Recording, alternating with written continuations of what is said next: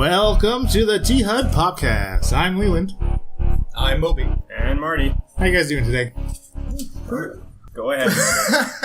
Already pretty good. It's a long weekend up here, so we're all fresh. Marty's downing an energy drink, so we'll see what that brings out today. Could be something. It's an episode about violence, boys. We'll see what happens. Some shit is gonna happen. It is a very violent themed episode. I think we actually have a theme for once for this episode. Well, listener has been supporting us quite well over the past week. We have to up our game now, boys. Yeah, we're officially on the interwebs now. Yes. Oh yeah, we're everywhere. We're a household name already. It's crazy. Absolutely. At least in my household. And these censors have yet to check it, or else we would find ourselves blocked. Tom Hardy's currently suing us. We're counter-suing him for not appearing on the show. Our lawyer tells us our chances are terrible. Okay, well, let's get started. I got a few things I want to talk about. First, I want to do a Spider-Man Homecoming review correction. Is this your addendum? This is my addendum. Now I've been thinking about it for like a week or whatever, or a week since we last recorded. I'm going to bump it up to a 7.5. I think 6.5 was a little too harsh. Because it was pointed out pretty correctly to me by my younger brother that it is at least as good, if not better, than the first Raimi Spider-Man, which I think is a pretty good movie. Yeah. So I'm going to bump that up to 7.5. But this very thing is why I don't like to give fucking ratings, because I think about it a week later and it's like, okay, that was too low or that was too high.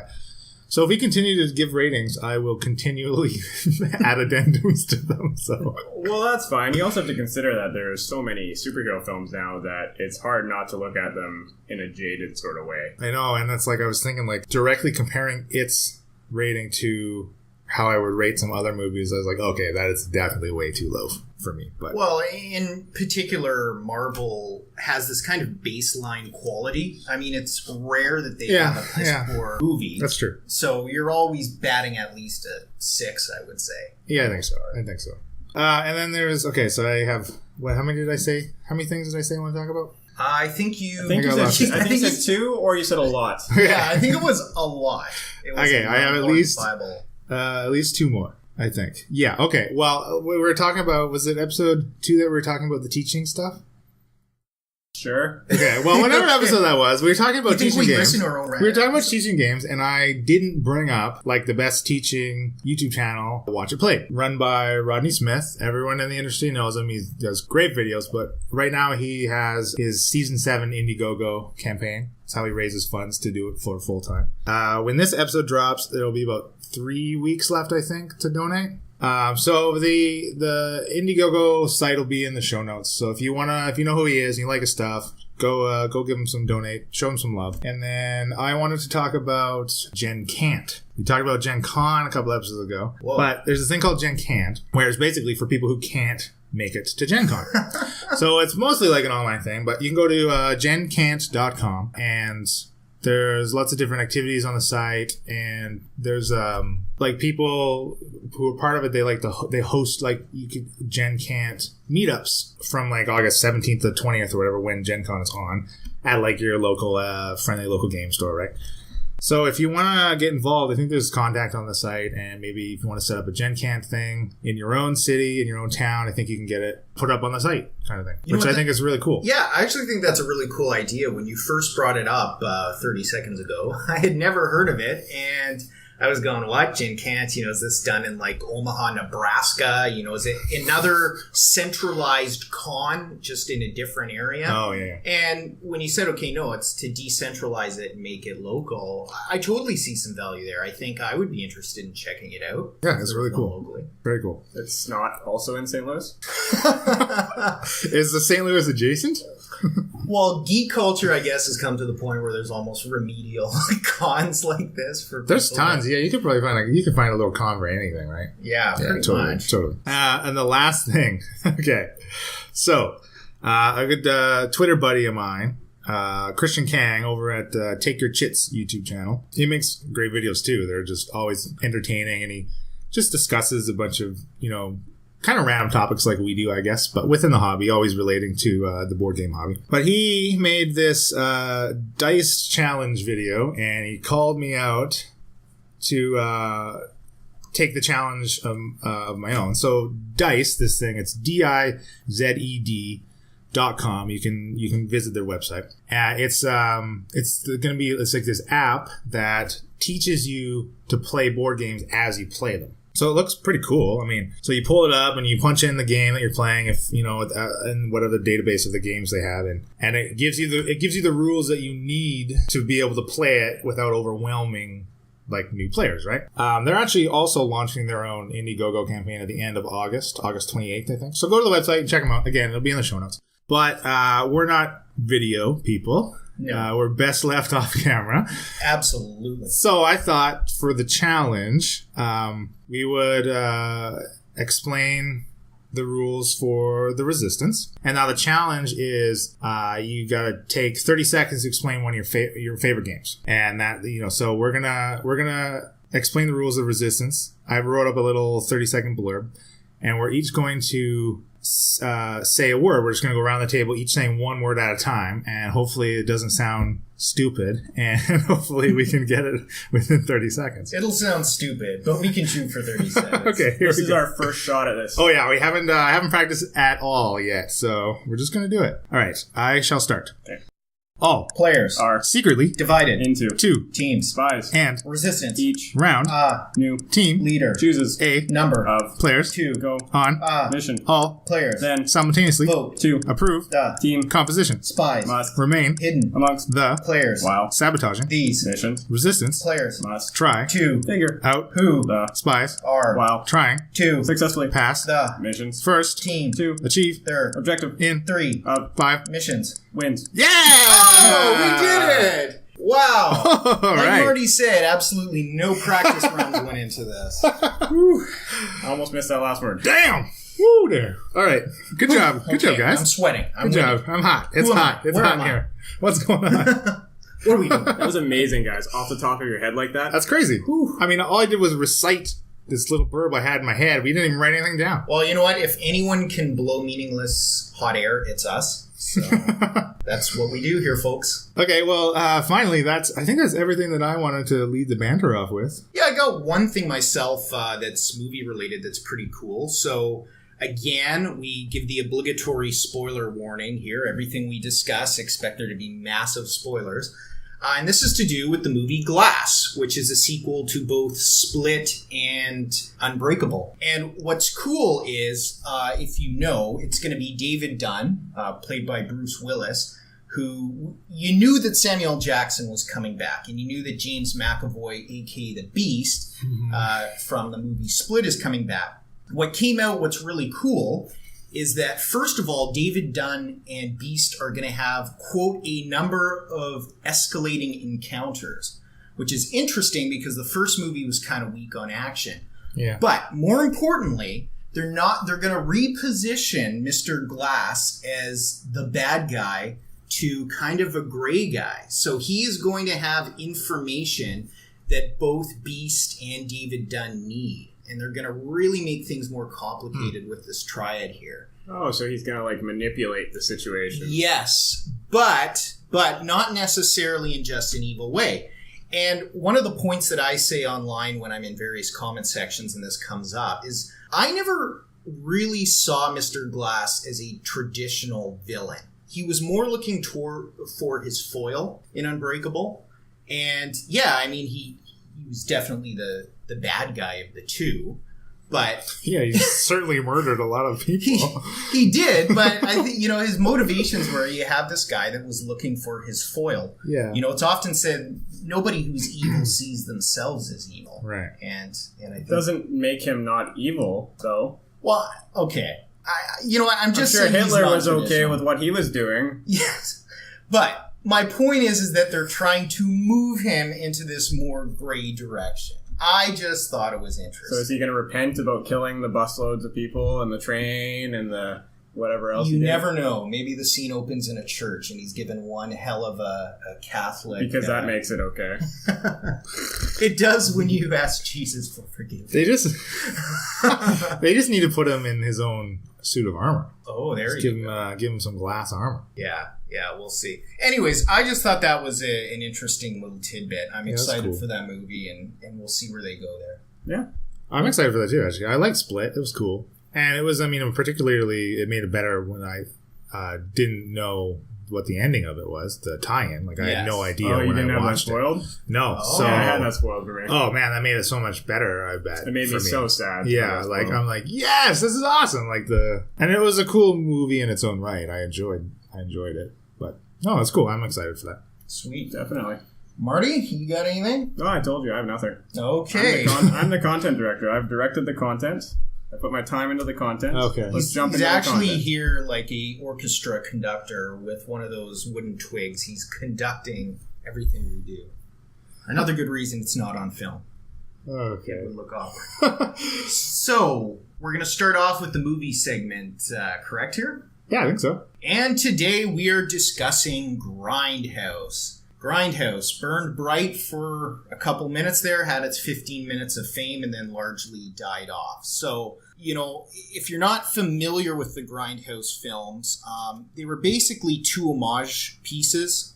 It was a double feature, which is very, very unusual, released in 2007, and that was Death Proof and Planet Terror. Death Proof done by Quentin Tarantino, and Planet Terror done by Robert Rodriguez. And as a component to that, there were a number of fake trailers for different Grindhouse films, and a few of them ended up getting made.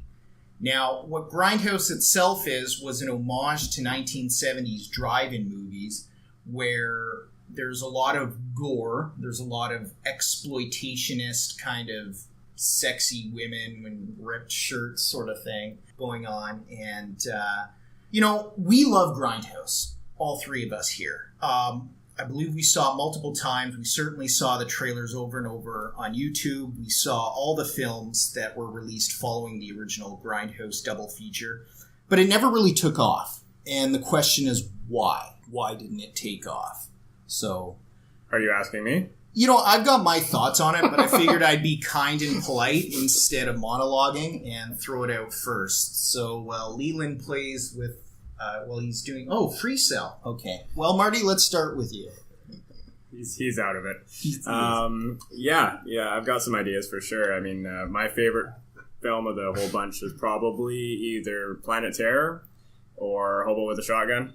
Hobo taking it as far as you could probably take the genre, and Planet Terror being a little more on the not family-friendly side at all, but cinema-friendly side. Definitely more of a A-list cast, that sort of thing. As for why it's not succeeded, I would just think that's what you asked me, right? Yeah, but you're fine. Hey, you're fine explaining which ones you like. That's no, cool I'm thinking, I'm going to do the same. Ever since Planet Terror, we haven't seen one that's kind of stepped in with that big name cast and that hype behind it. You have Hobo with a Shotgun, but it's not for everybody. I think it rubs a lot of people the wrong way, and I think a lot of those films do. They go so far into that violent side that unless you really find that stuff funny and you can see the absurdness in a super hyper violent film, it's disturbing.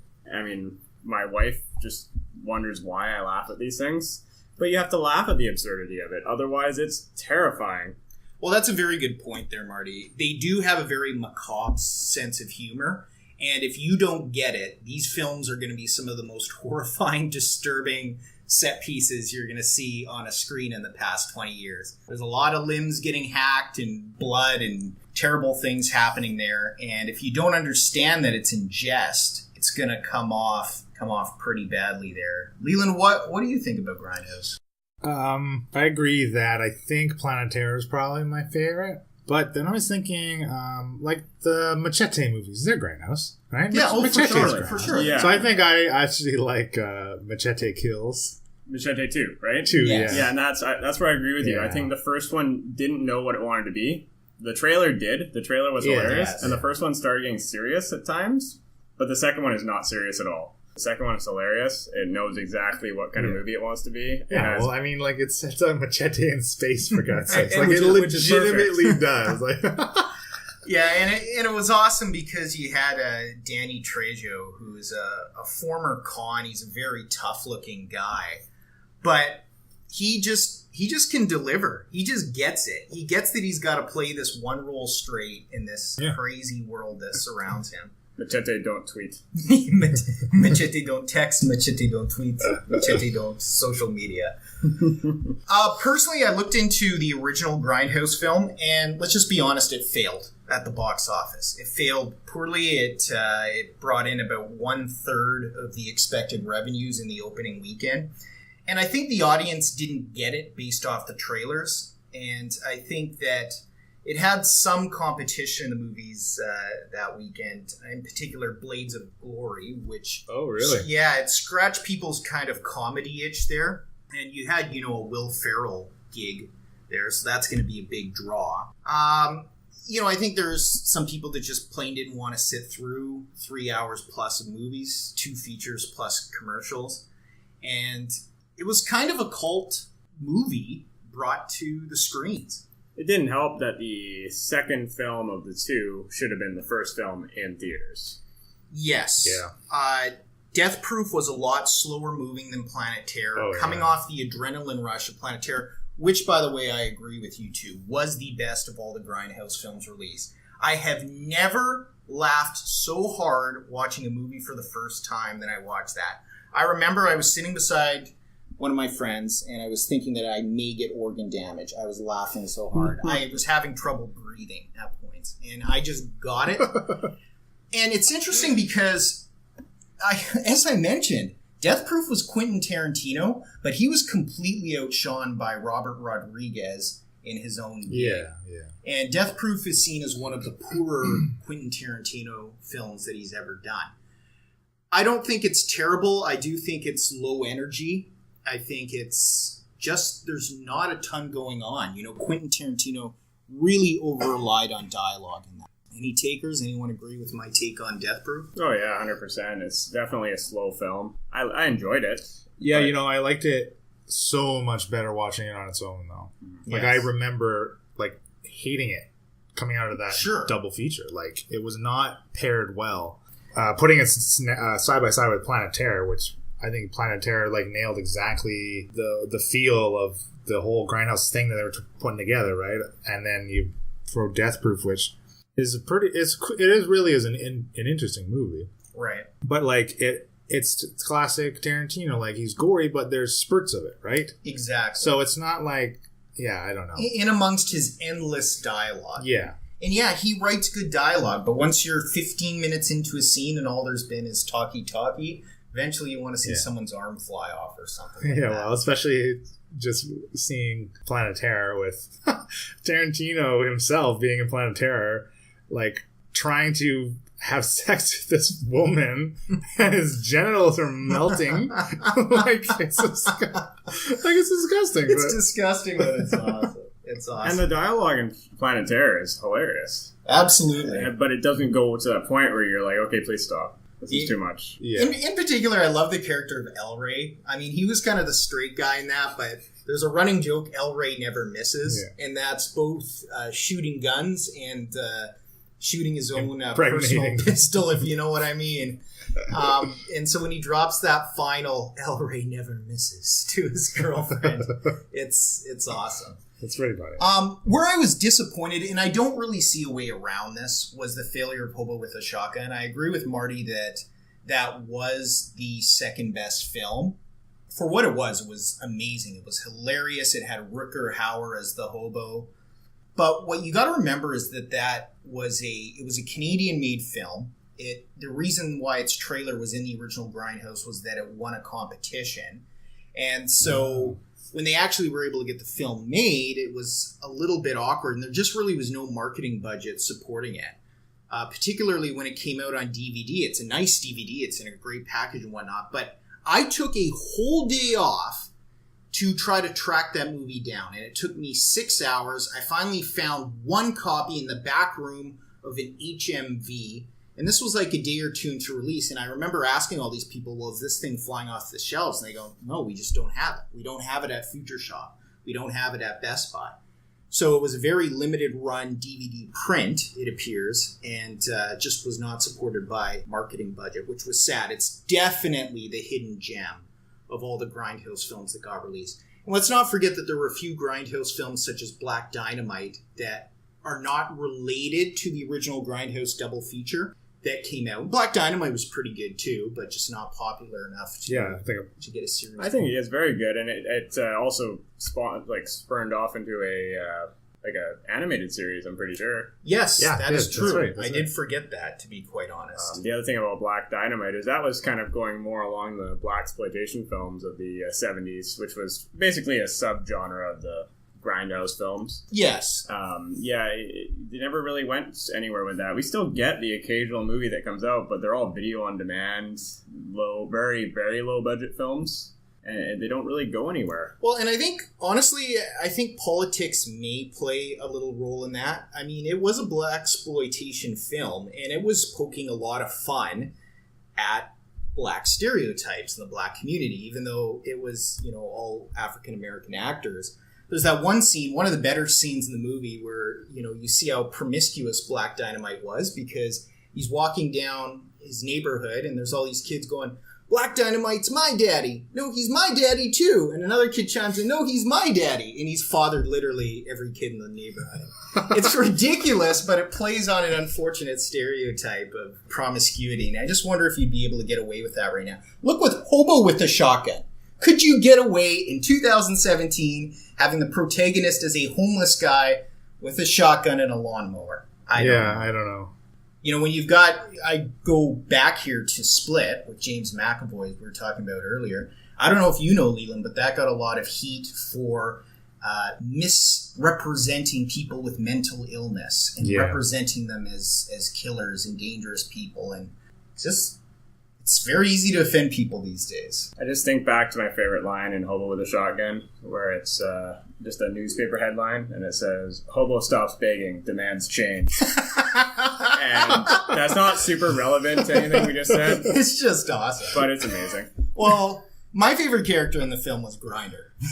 Oh, yeah. They could have made a spin-off with Grinder, and you know what? I forget the other guy, but who cares? It was the Plague, right? Oh, they were collectively the Plague.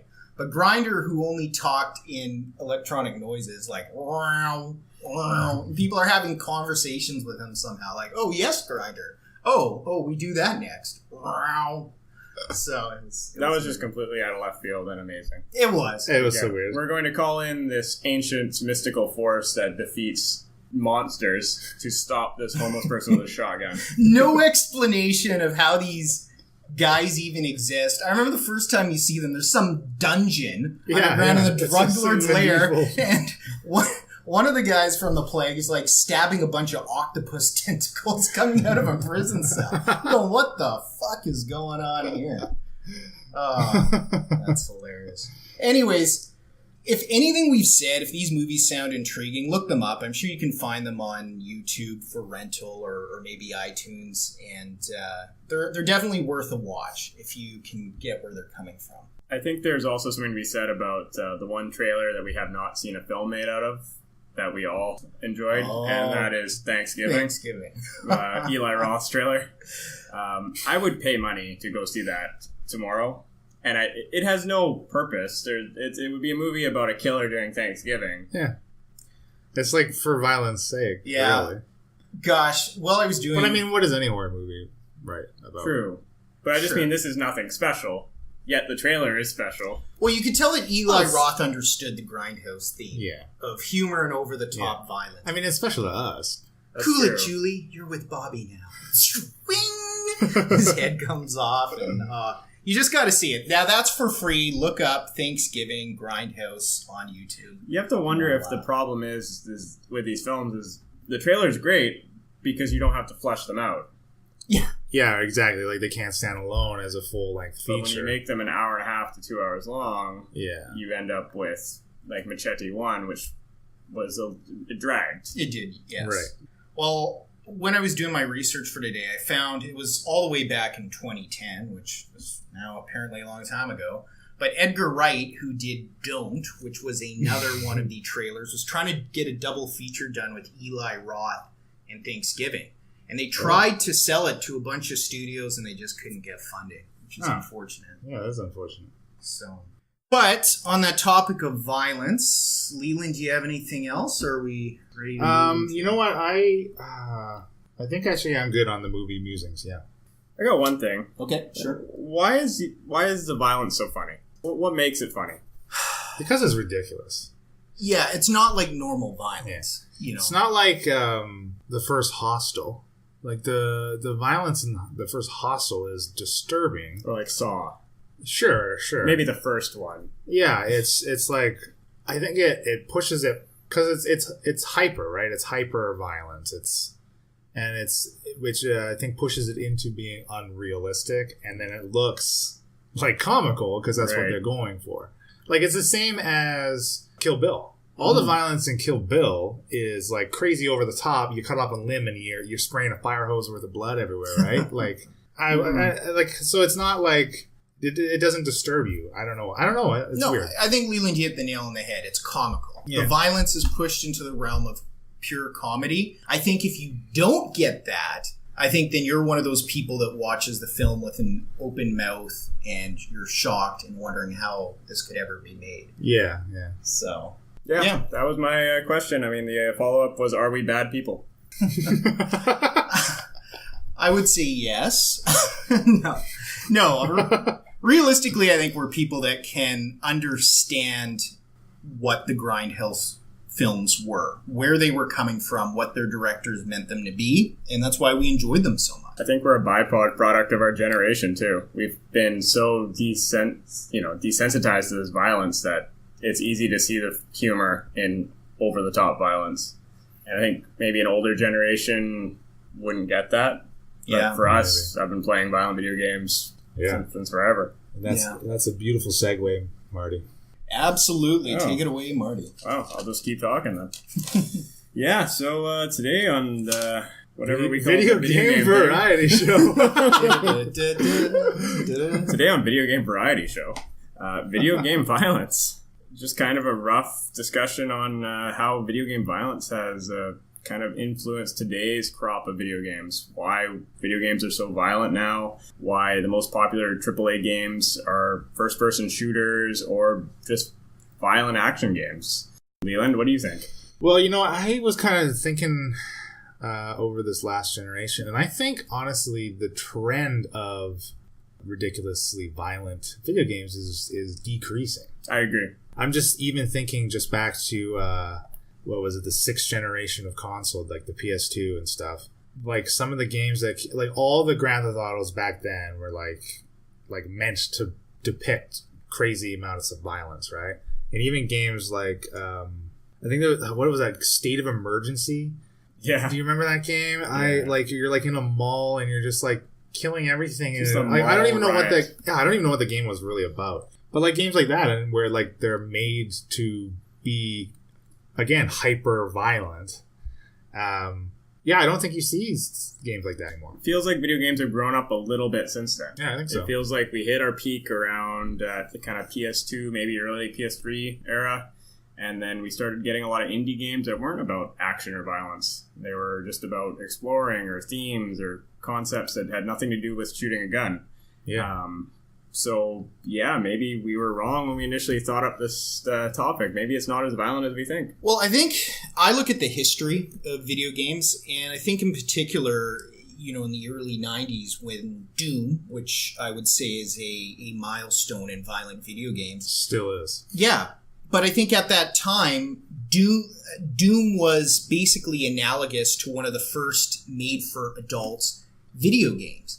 And at that time, there was not this kind of larger imagination, for the lack of a better term, of what could be created for an adult-themed video game without having a ton of violence. Yeah. You look at what the graphical capabilities back then were. It's 2D side-scrolling Super Mario and Zeldas and things like that. So Doom kind of had to be rebellious and sort of shock people's mind with violence. So people go, oh, wow, video games for adults can be made. And it kind of took on from there. I think particularly in the generation where we had the PS2, the 6th gen, I think that's where the increasingly better graphics, you started getting a glut of games like Manhunt and Grand Theft Auto 3 that had a lot of violence. And I think what we saw was a peak, kind of maybe that generation or the generation after, where people just got sick of running down the street and stabbing Granny in the eyeball with a screwdriver and said, I want more out of my game. Feels like Rockstar specifically started maturing their games a little bit when you think like they don't have a Manhunt 3 on the horizon. No. And even their Grand Theft Auto games are a lot more story driven, although they're still quite over the top and violent. But even Red Dead Redemption, which is an incredibly violent game, is a very humanized story. But I also was thinking about like the Tomb Raider reboot and then like The Last of Us. They're kind of the new modern versions of like the Uncharted or like the original Tomb Raiders. They keep going in that genre, yet they are a lot more violent and gritty than the originals were. I kind of think the peak of violence came with Call of Duty Modern Warfare 2. If you recall, that was the game where in the opening segment you're pretending to be a terrorist in an airport, and you have the option to kill a bunch of people, innocent civilians. And I remember there was a lot of controversy, and I actually looked it up, and it was one of actually the very few cases where they could directly link a violent incident, in fact, to this game as well. The note that I've got was a Dutch guy. He's got a weird name, and there's probably no way in hell I'm pronouncing it right. Elfin Rigen, who purposefully to copy that Modern Warfare 2 segment, got a rifle, got a handgun, went into a shopping mall, shot 7 dead and 17 wounded on April 9th, 2011. But the thing is the game didn't make him do it. That guy was clearly he was fucked up insane. And I think that could be tied to any violent media and blaming it on people's actions. That was something that we were going to bring up in this is, do these violent video games affect you in any way? And for me, I think they affect me in a positive way. I think it's a good stress relief to play a shooting game online. Well, maybe not a shooting game online that causes more stress. But with voice chat. Yeah, that's not good. That's bad. But to play a shooting game, play Grand Theft Auto, and just get some of that violent male frustration out is probably a good, healthy thing. I agree, too. I would say with 95% plus of people that is entirely accurate. Certainly for myself, I think I've always been stable, surprise, surprise, enough to play those games and have that as an outlet. I do think there are a few people that are already sociopathic or destabilized enough. Yes, we are all pointing at Leland. That the game could trigger something. There's a reason we're across the table from it. Yes, you can't see this. There is a long oaken table that separates myself and Marty from Leland. And I think you are correct though when you say that. Like, and I think that the prevalence of video games, like they're everywhere. Who hasn't played a video game, right? Especially, stereotypically to the male demographic, the young male demographic, which are usually the ones you hear about going off and shooting up places, right? Right. They're the video game. It's like, it's such a huge culture. It's easy to see it as a source of influence, good or bad, I think. And it's easy to, it's where you can easily shift the blame to explain these crazy and tragic circumstances that that nobody should have to explain. Like, you don't want to have to even talk, like, this stuff shouldn't happen. It's an easy answer for a difficult question. Yeah, exactly. Yes, thank you. You summed up my last 45 seconds of fumbling very well, Marty. Thank you very much. No problem. Question for you guys here. Do you like the rating system that we have for video games, in particular that certain games can be restricted from kids buying them? I think that's fine. I mean, I think that should be a parental thing, that does fall to the parents to kind of teach kids about violence, because some kids should not be playing a R-rated game at 12 years old. Yeah. But it's also, I think, falls on the parents to monitor it too. I don't think you shouldn't be shifting any blame to any video game company that may or may not underrate or have their game get underrated or then sold to someone who shouldn't be buying it at a video game store or whatever. Like, I think it's solely at the end of the day, it falls on parentage to be monitoring that stuff. And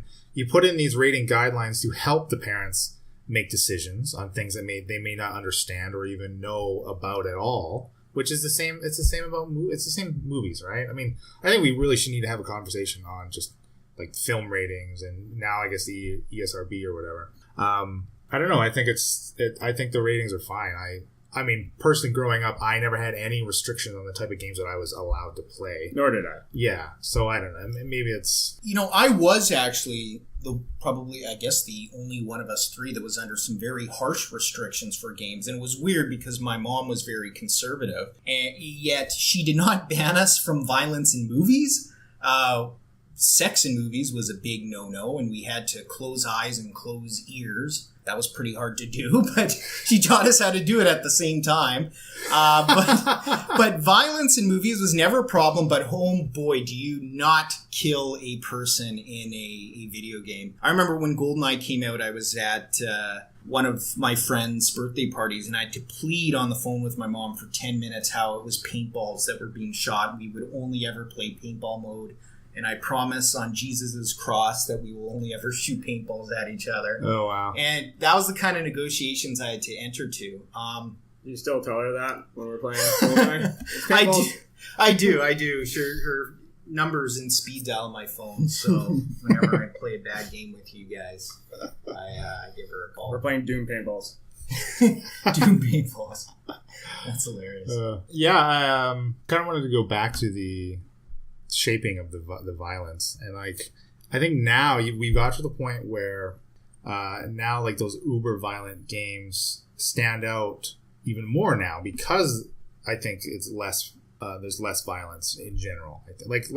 I mean Doom is, even the newest Doom game now, it's ridiculously violent, and I had fun playing it, and like at least you're just I guess crushing the heads of aliens and stuff, but it's crazy violent. I think about last generation, there was a game called Bulletstorm. Yeah, remember that? I wrote a note for Bulletstorm. The entire point of that game was to get these crazy, ridiculous, gory kills on the essentially enemies, get right? violence points. Yeah, pretty much, right? And you like try to attain these high scores and the level you're going through. And I don't know, is there like that type of equivalent game that's made like now? Like I don't know, but I just think now if you put hyper violence into your video game, you now definitely shine and step forward. So maybe it's going to come full circle again, like, and that's what Rockstar was doing back in the day, right? And then everyone started throwing. I mean, you slap an M in back in the day, and you could be like, okay, there's going to be some definite violence in this game. This is M rated. And I don't know. It's M now could just mean more an adult themed game. There could be violence, but it's not maybe not that type of violence. It's not the violence where it's gore, guts, and just genocide in terms of Grand Theft Auto. Yeah, right. But it's more like even like The Last of Us. It's a very M-rated game, but it's not as over the top, gory, violent. Well, maybe it is. Yeah, but okay, if you just take what makes that game M then? Because or is it M? Is it a T? It's M. It's M. Okay, so where is the line then between making that game a T and pushing it to mature? Because like is it strictly the violence that is depicted through gameplay? It must be, and there's like implied rape and that's true. Things. Yeah. Okay, so the language, too. Yeah, the language. And language is a big one for the rating system. Swearing will make your game M-rated before shooting somebody will. Yeah, just like movies. Yeah. One point I'd like to make is I like where the stealth action genre has gone, where games are complicated enough to the point where if you kill someone, it has consequences. They may leave a blood puddle, which gets you seen. And it may be better to tranquilize someone and hide them in a dumpster, instead of blowing their head off. And I like that it brings some consequences and some additional thought and challenge there, which is ironic me saying that because next episode, me in video games and challenge don't go together very often. We'll definitely lay into you for that one. I expect it's going to come. The one I definitely think of is like Dishonored, where you can play it as like non-lethal as possible, or you can be the most homicidal maniac in the entire game and murder everybody. And there's abilities where if you kill somebody, their body disappears so nobody can find them. So it's direct opposite to what you're saying. You don't have to hide the bodies, they turn to ash. Now the game does turn kind of corrupted on you, and there's more like rats or blood flies in the game because people are dying, so there's more corpses. But in terms of that, I think the game's way easier if you play it in a violent way. If you actually sneak and murder everybody, it's the easiest way to play it. Yeah, definitely. It rewards violence. So then does that make the game experience better for you? Is that violence making that option, is it making that game better? I like having the option. Yeah, I think definitely you need the option. I hate to make this bland by agreeing with you two, but I completely do. I like having the option myself. Yeah. It makes me feel more empowered as a gamer. MGS4 as well. Or no. 5? Phantom Pain. Yeah, definitely. I mean, you get rewarded by not killing people. Yeah. You build your fortress by not killing people. Yeah, exactly. You're like, quote unquote recruiting some of the men you don't kill, right? Kind of feels like enslaving. It really does. I don't know why they decided to join up with you. Yeah, you basically balloon these people away from faraway lands. Yeah. And then they come to your base. Back to your sea base. Yeah. You're like, well, you can either swim or serve. It reminds me too, a very early game that was one of my favorites growing up that did that. It wasn't as explicitly violent because it was Mech Warriors, Mech Warrior 2 Mercenaries. But the game taught you that if you take out the cockpit and, blow out the guy there, that you could save the mech. That was an interesting use of violence because then you could take that mech, you could strip its arms, put it on your own mech, sell it. Cool. It was cool, and I think in the early days that was one way that the kind of precise violence really had rewards instead of just blowing up or killing everything in sight. So I just wanted to throw that anecdote in there. Do you feel like M-rated games were more desirable when we were younger? Oh, I think so. I think that was like a lure. It was like, oh man, this game's got to be cool. It's so mature. Yeah, I would agree with that. Why else would we have enjoyed Manhunt so much? Yeah, I know, right? It wasn't a very good game. No. Talk about disturbing violence. Oh. For sure, right? Like Kingsy's gonna suck your guts. Oh my goodness. Oh my goodness. I don't know how we didn't get nightmares playing that game. Especially since we played it all in one night till like 4 a.m. Yeah. Well, and I mean, there was that kind of element of, for the lack of a better term, mommy, wow, I'm a big boy now, playing mature games when you're a young teen and, this is cool. I feel so much more like an adult, playing this sort of thing. So I think that had a small factor. I feel like nowadays I don't care. I'm just as interested in playing a Zelda which, I mean, is violent in its own way, but not in a gory M-rated way. Or a Mario. Those types of games are probably just as enjoyable for me, and the violence doesn't really sway me one way or the other. Yeah, I would agree with that. I think I don't crave video games that are violent. I don't explicitly go to a store and go, I want to pick a game today and it's got to be a violent game. We just play what's interesting and what we want. Yeah, I agree. Especially now, like we kind of touched on a couple episodes ago, how selective we kind of are now, being older. We don't get to play everything. That's another reason. If you're drawn to every violent game out there, I don't know, so you're going to find a lot of duds, I think. I think so too. Yeah, exactly. You have to base your purchases off way more than just the amount of violence you find in a game, right? There's so many other factors now that we would put into it. Whereas when we were younger, I don't think you pay attention to as many of those factors. Yeah, and there's other factors, too, that are becoming less important. I mean, it's probably a topic for another podcast, but, I look at the success of Stardew Valley, where it was 16-bit graphics, no violence at all in that game, except for, killing jelly guys in a mine. Yeah. But that game sold like hotcakes. And it was fun, too. And it was damn fun. It sucked up well over 100 hours for me. I plan on rebuying it when it comes out for the Switch. Exactly. So, violence is one of many things that's less important to us than when we were kids. I mean, honestly, when the PS2 came out in Generation 6, what did you hear, or what did I hear about having a GameCube? Well, the graphics suck. It's not as powerful compared to the PS2.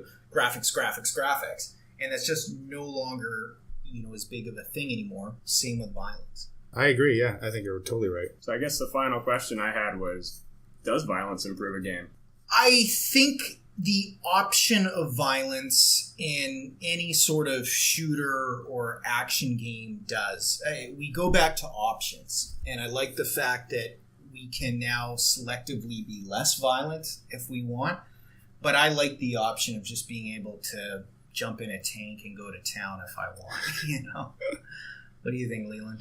I think I agree with what you're saying here. I don't know, there's just like some genres of games that come with an inherent violence. I mean, you can't have a first-person shooter without violence. I mean, you're shooting things or people or aliens or whatever, right? I don't know. It's so I like you said though, having the choice in but I guess that is still again particular genres of video games where you actually are given that choice. True. Mm-hmm. But it still is a choice to put that in the game. I mean, you can have a guy get shot and fall over, or you can have a guy get shot and his head explodes.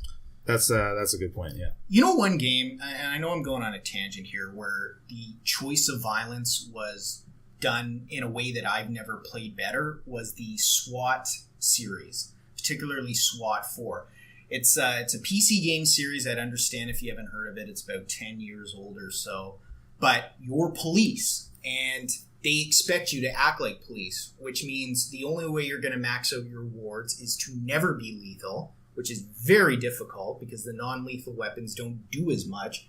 Shooting a guy with a beanbag round as compared to a 12-gauge slug has different stopping power there. And I like that you're a cop, and it's more tense when you break through a door and you got to go get on the ground, get on the ground, get on the ground. You have seconds to decide because the game randomizes the AI of everyone you encounter if that guy's going to go okay and drop his gun or if he's going to turn to you and shoot. Or if it's even a civilian or a perpetrator to begin with. I just thought that game did it excellently. Yeah, that sounds cool. And in addition, what that game did was it really played with you psychologically. There's one mission where you go into a house, just a normal house in the suburb. You arrest the guy's mom. There's a tenant downstairs. Really, there's no other enemies until you get to this guy at the end of the level. But to get to this guy, you have to go through this room where he has all of these cameras and recording equipment set up.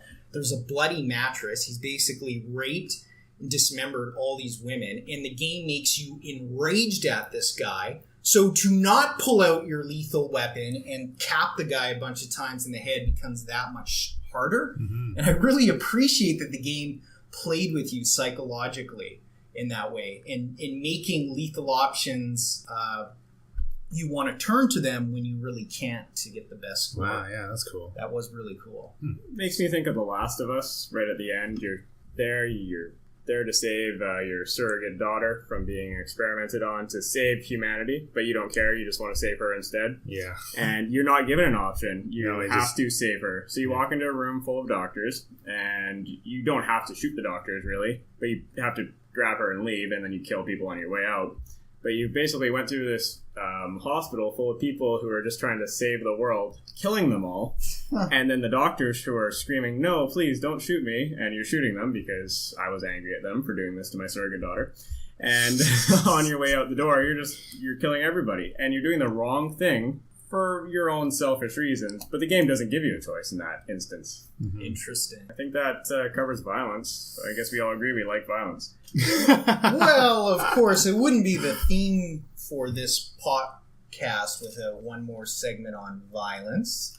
So, Leland? Yeah, okay. So, now we'll move into the crazy about cardboard. I'm glad you remembered the name of your own segment. Yeah, I know. I don't know, listener, if you noticed, but I think I was flopping between about and for as the name. Crazy about or crazy for cardboard. I like crazy is cardboard. No. Shut up. Crazy is crazy. Actually, you know what? I've received some flack from listener about the name of this segment. Apparently, it's not very well received. So I don't know. I'm going to keep it because I don't care, listener. But actually, we do love you, though, listener. We really love you. Keep listening. Keep downloading.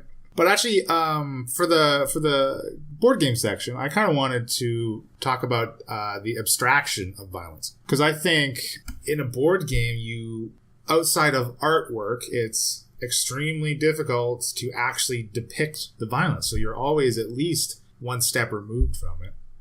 So I was wondering what you guys thought. How does that affect, like, potentially the theming of a board game? Like, I mean, I guess you can lump, war games. If you're moving your armies across the map and you're rolling some dice, what's the violence? Again, it's crazy abstraction. But if you're talking about themes more like that, the point of the theme is to show and depict maybe a certain type of violence, or a certain maybe about Freedom, the Underground Railroad. It's about the slaves moving up to Canada to be free, and you're moving them along this map, and you're trying to dodge the captors that are trying to catch them. So that's super abstracted in this very serious theme. Does that abstraction take away from that type of theming, do you think? The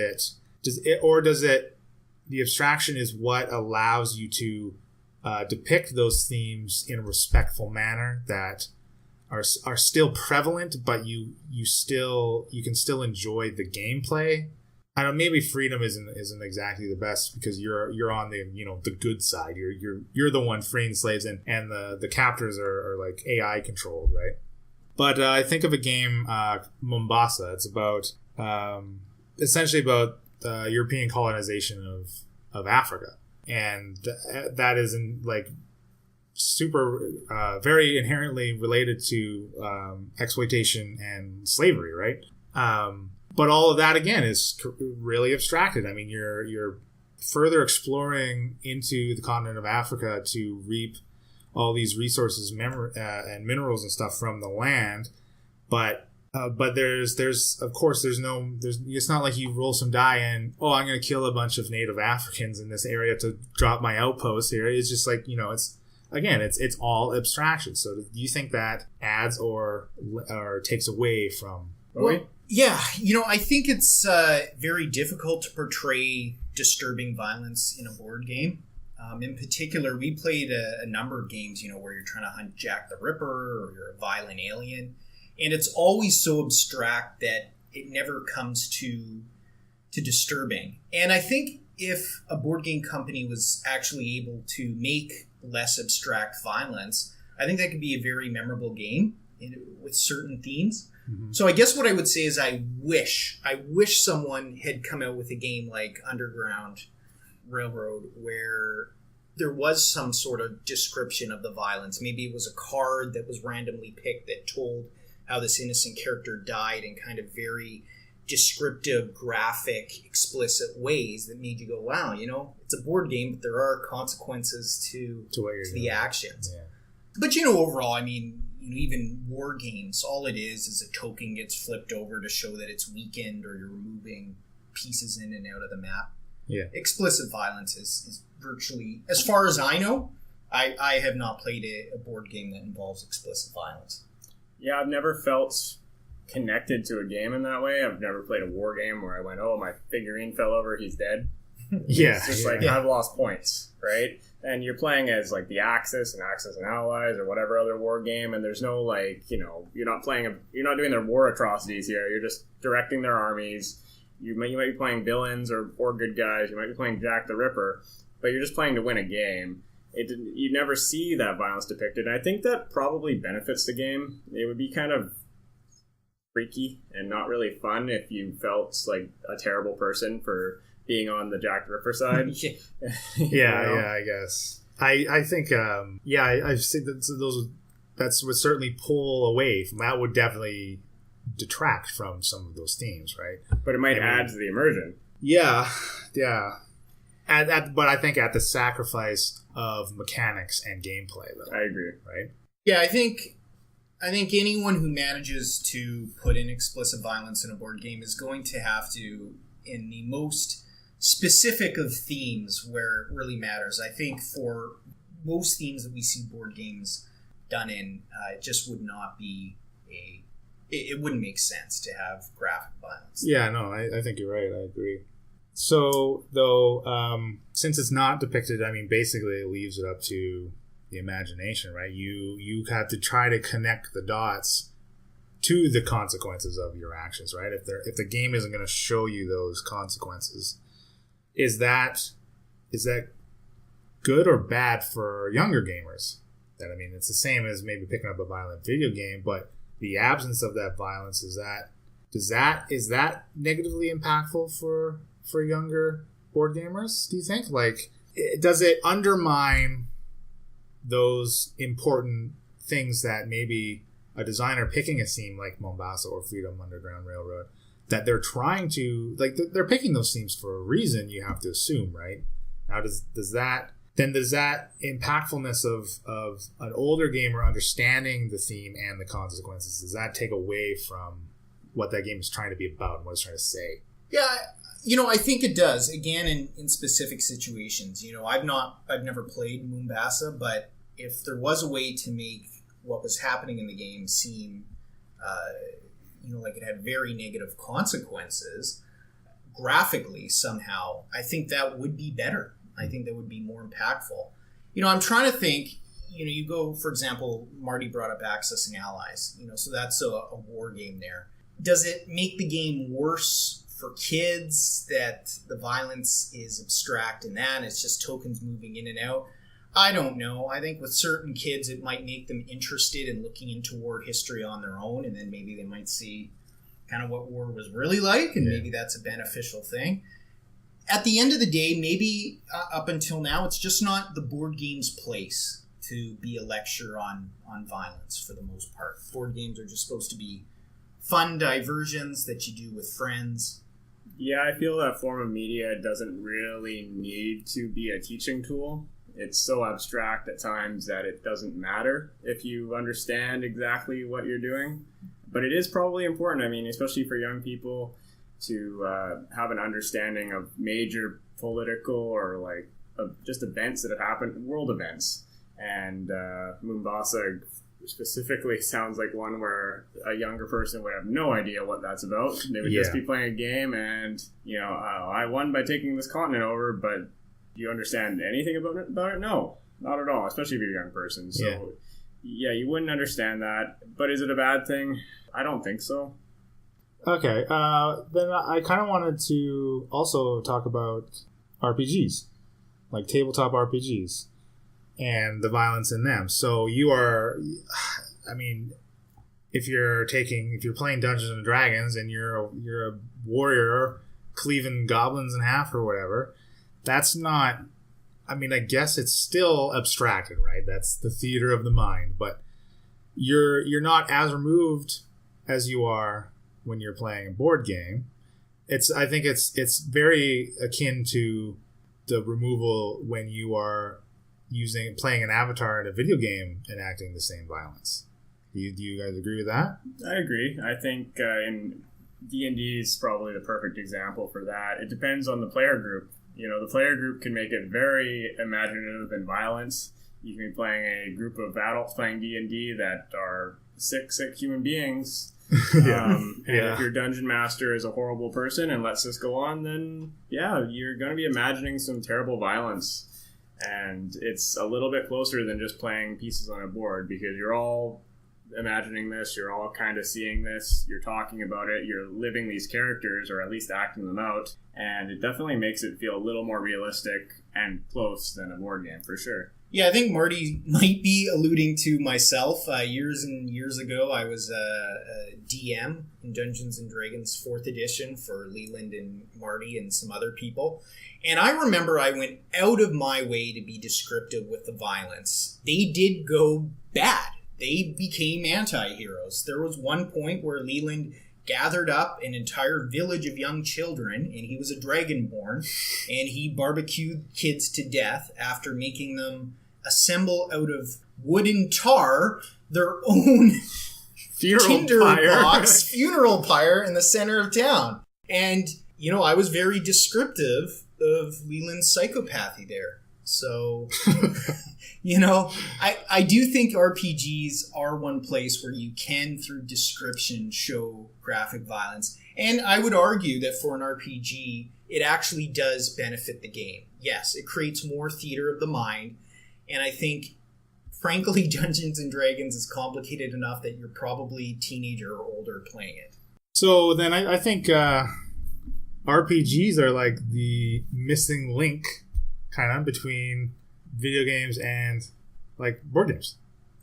As far as the violence goes, right? Like that sliding scale of I guess of abstraction. I mean, that's what we're talking about right now, but yeah, I could see that. I think back to Fiasco, which we keep saying we're going to do together one of these days. And Fiasco 2 is a role-playing game. And I'm pretty sure we'd all agree that every Fiasco we've done would be rated R. So at least rated R. Yeah. For some reason or another, be it violence or insane sexual activity. And no matter who joins in with us, it still goes down that path. It does. Yes. Maybe we're a bad influence. Maybe we are. So maybe we are bad people. Yeah. Like, we answered that question wrong. I don't know. Let us know, listener, if you think we're bad people. I hear a knock at the door. The cops are coming. Oh, goodness. Sirens. Cue the sirens. Well, okay. I mean, that's kind of all we can really say, I think, about. I mean, we covered the abstraction of violence. Yeah, in summary, I guess there is some good news, which is that violence is becoming more intelligently used overall in video games in particular, that it's not required for board games. And that in the case of, we didn't really talk about violence in Hollywood as a whole, but I do think there's less explicit violence just for gratuity's sake overall in Hollywood as well. I think so too. Basically, media is just maturing up. Yes, I think so. Yeah, I think we all agreed we enjoy violence, but we don't need violence. And we're okay moving forward with non-violent media. Yeah. But we'll keep laughing at gratuitous violence. Oh, for sure. Most definitely. We'll still see Grindhouse movies. Yeah. Absolutely. You hear that, Robert Rodriguez? We need another one. We know you are secretly a listener there, that's Rodriguez. Right. Well, I guess that brings the episode to a close. That's pretty good. We hit just above an hour. That's all right. So since we recorded last, we actually officially have a website now where you can go and find all the show notes at ttpopcast.wordpress.com. We got a Facebook page, we're on iTunes, we're on Stitcher, obviously we're on SoundCloud. Pornhub. No, we're not on Pornhub. They're not accepting it. Again, we're not video people. It's their lowest rated. I just put our name on some stuff, guys. Don't even worry about it. Crap. Mom, don't listen to this. So, I don't know. I think you can help us out if you listen on iTunes. Rate and review us. That'd be awesome. We'd love to see some reviews and stuff. Yeah, I'd like some feedback. Yeah, that'd be cool. And, well, thank you, listener, for the feedback you've already given us. I think we touched it at the beginning of the show. But, no, I think we've gotten a pretty awesome reception. I mean, way better than we thought we were going to get. So, yes, that's pretty cool. So, thank you, listener, for your love and devotion. You can send us gifts and stuff. We'll get a P.O. box in case you want to shower us with gold doubloons. Gold doubloons. Maybe even like food. Yeah. Like non-perishable. Non-perishable, please. Don't send us a freshly plucked chicken. I prefer Bitcoin. And if you are interested in some of my writing and reviews on board games, you can find my website at lelandsteelfiction.wordpress.com. I've been Leland Steele. Moby, tally ho. And this is Marty. Thanks. Have a good one. Thanks, listener.